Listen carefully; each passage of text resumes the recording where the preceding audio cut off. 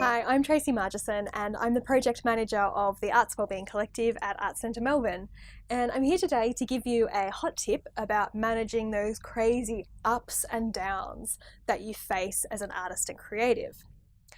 In a weird way, it's almost like we're trained to expect our career to be a roller coaster.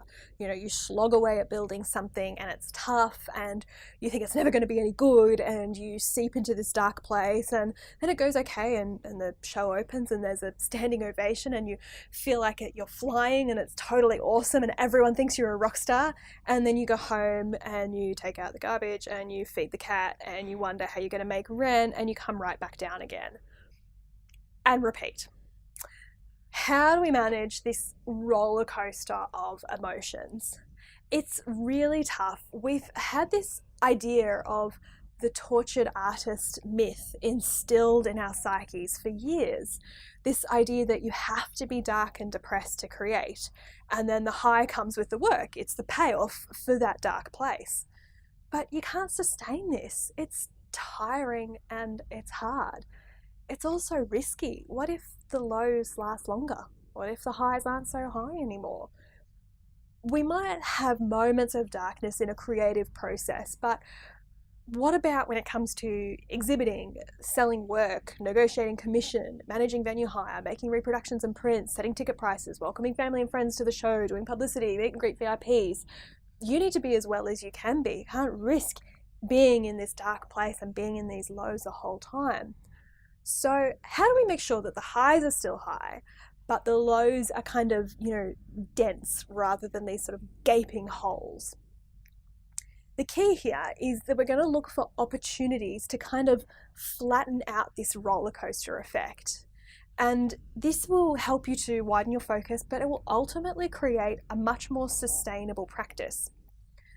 An example of this, I attended a workshop where a Broadway producer spoke of having this massive success in the 90s. It was unprecedented success.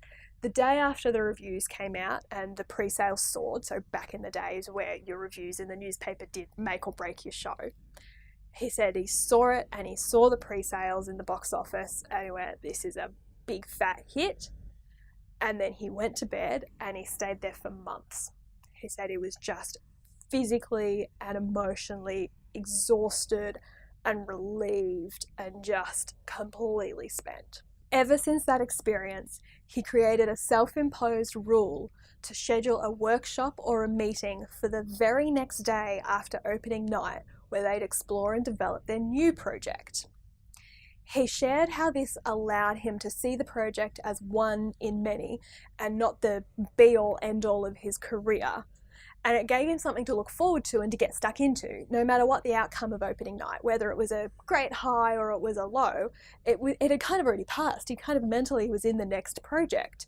This put that power and that control back in his hands. He was no longer depending on the opinions of others for his self-worth. He was prepared and going, this high has happened, but rather than crashing low, I'm actually coming down to about here because I've got to start this next project. I have to have energy. So what I want you to do is to think about an upcoming high. Maybe it's the moment where you finish the work. Maybe it's opening night. And I want you to find a way to just flatten it out for yourself ever so slightly. Maybe you want to intercept it and put in a celebration just before you finish the work, rather than that huge wash of relief at the end. Maybe skip the massive opening night party and organise a mid-season party instead so that you celebrate making it through 3 amazing shows and not just one. Look for lots of highs. Yeah, lots of moments where you go, opening night was really cool. Actually, second night was really cool. Third night was really cool. Finishing the work was cool. Starting the work was cool. Look for lots of opportunities for highs, not that one big high that inevitably can give you a really crashing low. And of course, the best thing about this hot tip is it's giving you permission for more festivities.